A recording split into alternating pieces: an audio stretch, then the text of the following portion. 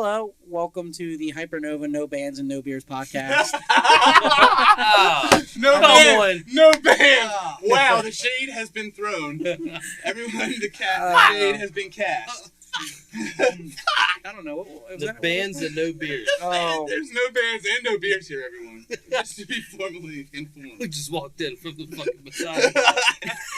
No bands, no beers, just guys. Oh, that sounds great. 6 guys in a dark room. Welcome to the 6 guys in a lightly dark room. is it still going? Podcast. Oh, well, I'm here with Silverset, new hard rock band coming out of Baltimore, starting up very soon. So let's go around and get everyone's introductions. Alright, well, I'm Bruce. I'm kind of a douche. I play lead guitar. Yeah. I used to be in a band called the Melees. I love it. And I got nothing I like how to you say. plug your old band in your new band's podcast. I am Nick.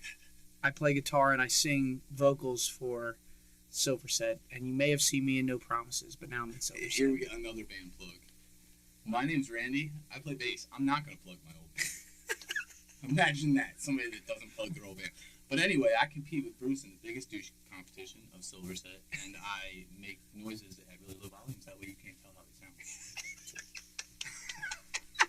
Alrighty then, I'm Brandon, and I play drums for Silverset, and I am formerly of the Melees. I used to sing and play guitar with them Former lead singer of the Melees. and shit. Anybody else want to introduce what band they were in before this one? Anybody? All right. So my first question is, how did you all come together to form Silverset now? I've just heard that multiple people were in different bands before, so I guess I just want to start off with, how did you all form to come together? Obviously, only in bands, but other It's than that, Kind of a long story on that one, but more or less, the Melees are in the studio with Hypernova. And then high school friend Steven was friends with Nick here.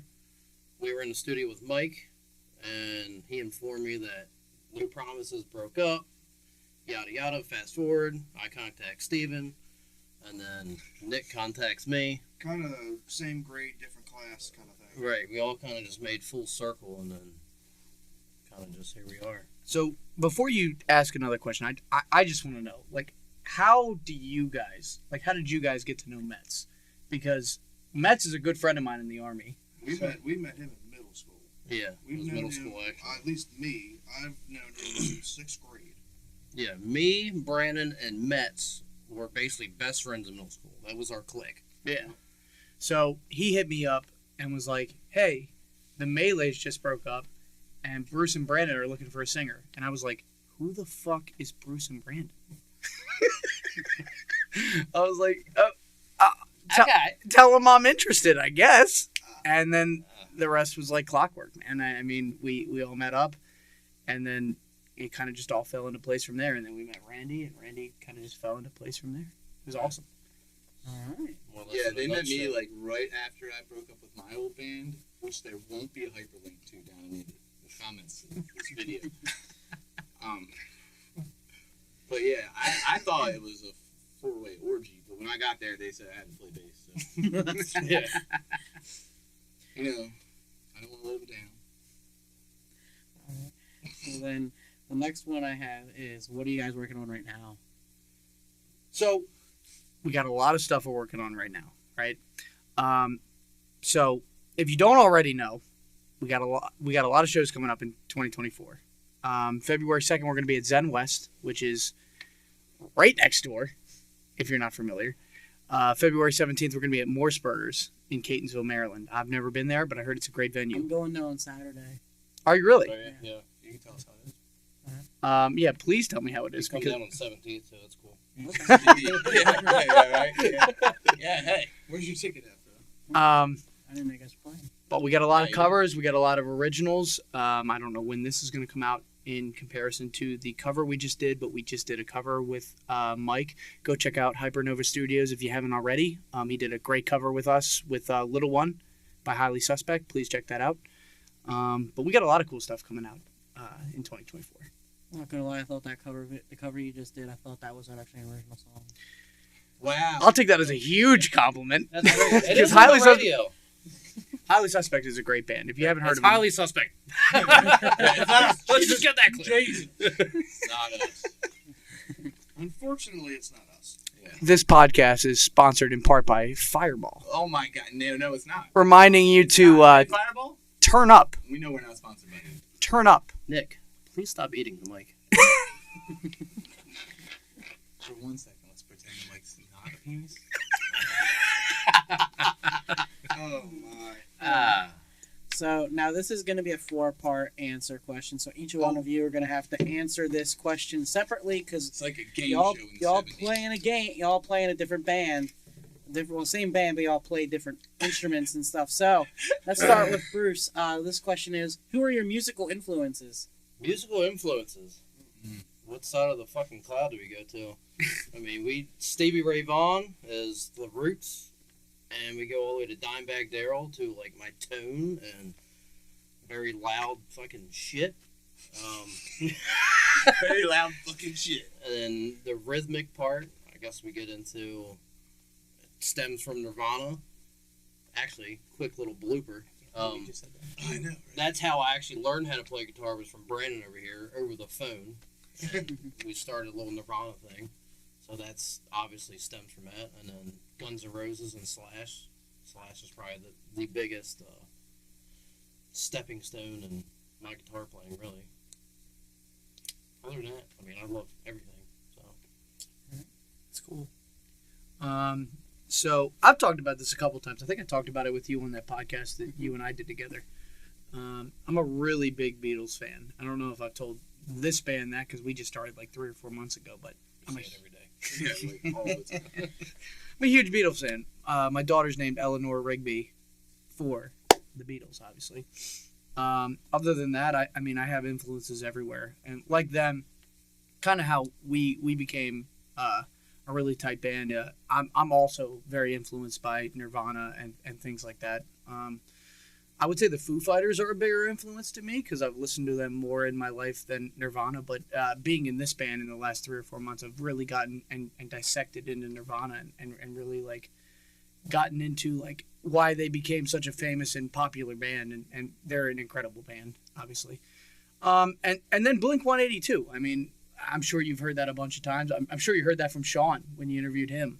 Blink-182 is an incredible band and definitely one of my biggest influences in life. I mean, it goes without saying how great they are and how much of an influential band they are on the music scene today, and especially in Baltimore. So those are my influences. What about you, Randy? They come from everywhere, to be honest. I'm gonna make this short and not drag this on. I grew up listening to like, the 70s classic in the car with my parents, like on HFS and 1027. And back when 97.9 used to play good music. I'm sorry, I'm just kidding. 97.9, listen to you guys. But I grew up listening to all that, and then I fell into like the early 2000s, late 90s scene with Linkin Park and Blink-182 and Limp Bizkit, and I was more into the heavy type stuff, but I made fun of my sister for listening to Soundgarden, even though I really like Soundgarden now. Soundgarden's great. Chris Cornell's amazing. Yeah, but and a lot of my influence comes from metalcore, to be honest. I love metalcore. I love hard rock. Chevelle is probably my biggest influence there ever will be or ever can be, next to Breaking Benjamin. But yeah, I just love playing music, man. You get a feeling when you play music like nothing else. So that's all I got to say about it. I want to be my own influence now for a while. I can almost answer for you, Brandon. Everybody can answer for me. Just sit back, move your hair out of the way. Everybody can answer. Yeah, for he's me. just wearing the shirt. All I right, next. I am a Nirvana nut. I am what you would call obsessed with Nirvana. It's probably why all of us are in this room and together, is because I am obsessed with Nirvana. Absolutely. So, if I had to choose 3 influences, it would be Nirvana, Silverchair, Our Lady Peace, and Seether. That's 4. That was 4. Yeah. Yeah. Well, you got 4. You got an like extra. a great honorable You got an mention. extra. That's usually why we're offbeat a little bit. Our drummer can't count. Yeah. Our band is called Silverset. His biggest influence is Silverchair. Stop eating the mic. You can kind of put that Seriously, together. Right, come on, relax. It's not a good source of fiber. It's not even flesh tone. It's Jesus. not even flesh tone. All right. My next question is: outside of music and work and whatever, what is your to-go-to activities, or just one or multiple activities? Other than playing music. Other than playing music and work. Other than playing music, well, my only other hobby is working. I know, right? Constructing, and other than that, it's fishing. Mm-hmm. You'll jerk in the rye. Yeah, I don't even need to answer. I'm with Bruce on all these things. I played baseball in high school, so I'm really big. I'm really big into sports. So unlike these uncultured swines, We know plenty about sports. I'm really big into football and baseball. So big Ravens, big Orioles fan. I'll carry that torch for Silverset. Ravens, Orioles, go Ravens, go Orioles. Yeah. I'm pretty much like Bruce. I'm constantly building stuff, constantly working on things, constantly reinventing the same shit to do the same things, but just look different. But yeah, and other than that, I like to fish. I like to hang around with family. That's about it. Right. Play music, man. You gotta play music. I'm the laid back, homebody kind. I like to sit at home Yeah, and play music. Yeah. Chill. Smoke a little weed. Enough said. Smoke a little weed. No. I don't do nothing but music. That's one of the best ones. I like Nirvana and nothing else. Nirvana 2.0. Um, The Foo Fighters. oh yeah. Well, I like Nirvana. I like Foo Fighters. That's more. Nirvana 2.0. I like Foo Fighters more, Yeah, but that's just I'm me. personally a bigger Foo Fighters fan. It's easy for you to say. Well, there'd be no Foo Fighters without Nirvana. Right. He's That got was that. That was the Foo Sorry. Fighters pun. I mean, Sorry. that's Jesus. like saying Paul McCartney wouldn't have a solo career without One the of these Beatles. days, dude. I mean, One of that's these that's days. true. It That's is true. 100% It's true. like Tom DeLonge and Angels and Airwaves. There would be no, without Blink. That wouldn't even be a blimp on I a didn't know map. that. What? You didn't know that? Yeah, Tom DeLonge was Blink from Blink 182 formed Angels and Airwaves. yeah. I didn't Yeah, know yeah, that. Angels Yeah, and that Airwaves. wouldn't Yeah. be a blip on anybody's No, map if no. he wasn't in You're that. not a big. Yeah, pretty cool. He got the Blink 182. Yeah, I'm not a huge Blink fan, Gigs. really up into this band. Because they forced me to play it. And I was like, okay. I'm not a huge I Blink get fan. I've always liked a few songs, I and like you guys have introduced me to like After Midnight. I like I really like Yeah, that. that's song. that's part of my favorite songs. But I wouldn't Yeah. call myself like a Blink fan, like huge Blink fan. I wouldn't be paying all this money to go to them absolutely a fan. concerts. You wouldn't have Plus 44 without Blink 182. I don't know what that is. Racer. You wouldn't have Boxcar I don't know. Racer I without love the box Blink car. 182. I don't know what that is. You'll always have Travis Barker. You wouldn't have any of that. And You would have Travis Barker. Without Blink 182, we wouldn't have as many Travis Barker features. and listen, I know nobody else is going to appreciate this, but I Brandon. think he'd still get out there though. Yeah. Travis Barker is Travis Barker. Right. That I don't is- know if that anybody's is going his to. name. Yes. I don't know if anybody's going to appreciate this, but Brandon and you. But how cool is it that Blink 182 has gotten back together for this fucking tour? It's very cool. It's fucking Yeah, awesome. it's man. very cool. It like just brings back my childhood. That You know? is Blink 182. Yes. That is Not worth, Matt Skiba. That is Oh, worth then paying mine the might 100, skew 200 though. some dollars for those seats. That's worth it. Yeah, they're more- they're more Absolutely. than that, probably. Absolutely. They're more than that, Absolutely. I didn't mind Matt Skiba and Blink. I mean, that album was okay, but you can't replace Tom You can't- DeLonge. no, I didn't say he and replaced Blink Tom. And actually, they erased Mark out of the history. If you watch their documentary, they don't even mention any era that after Tom left. They don't even mention in the documentary about Mark or Matt. I think that's kind of disrespectful because is. their album, their Bored to Death album, Yeah, was pretty fucking good. yeah. it was good. It's like the Jason Newsted of Blink 182. However, comma, Tom DeLonge's a beast. Tom DeLonge writes some catchy ass riffs. And did you ever see that? I think I showed you that, guys. That thing on how he writes a lot of his riffs, No.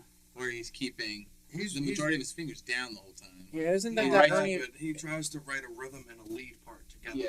Yeah, I think that was the Ernie Ball documentary. He was taught something by some older guy around where he lived, I guess, and he was showing him how like you can play a variation of the chord in like 3 different ways, and that's how he makes a lot of his riffs. Sponsored in part We're by. not sponsored by Fireball. Jesus fucking. It'd be cooler if we were, but if they come after us, we might be needing to be sponsored by a lawyer. Hey, Yeah. if Fireball wants Fireball's anything gonna to do with sue the us, shit out of us. in order to pay you back, Nick will shove this up his ass. God. That would be worth recording for a God. sponsorship.